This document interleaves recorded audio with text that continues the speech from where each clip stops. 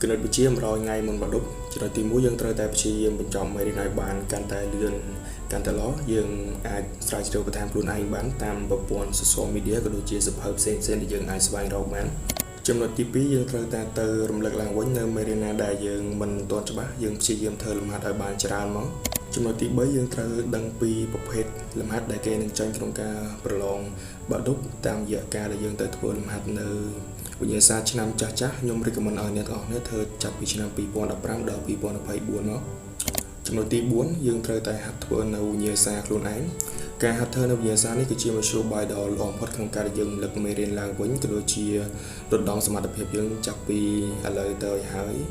ការដែលយើងហាត់ធ្វើនៅវិញ្ញាសានេះដំបូងវារៀងពិបាកប៉ុន្តែចាប់ពី20វិញ្ញាសាឡើងទៅវាលែងអីចាប់ផ្ដើម smooth ទៅវិញហើយចំណុចទី5យើងត្រូវតែហាត់សរសេរឲ្យស្អាតនិងត្រូវទៅតាមស្តង់ដារនៃការប្រឡងបាក់ឌុបក្នុងនោះល្បឿនក៏ជាចំណុចមួយដ៏សំខាន់ដែរយើងត្រូវរៀនសរសេរឲ្យលឿនមកវិញ្ញាសាយើងចំណាយពេល2ម៉ោងប៉ុណ្ណេះក្នុងការបញ្ចប់វាធ្វើកាន់តែលឿនកាន់តែល្អ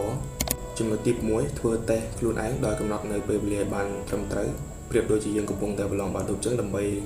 ฝึกហាត់ខ្លួនឯងហើយចឹងវីដេអូនេះមានតែប៉ុណ្្នឹងទេសង្ឃឹមថាអ្នកទាំងអស់គ្នាយកទៅអនុវត្តហើយទទួលបានជោគជ័យបាយបាយ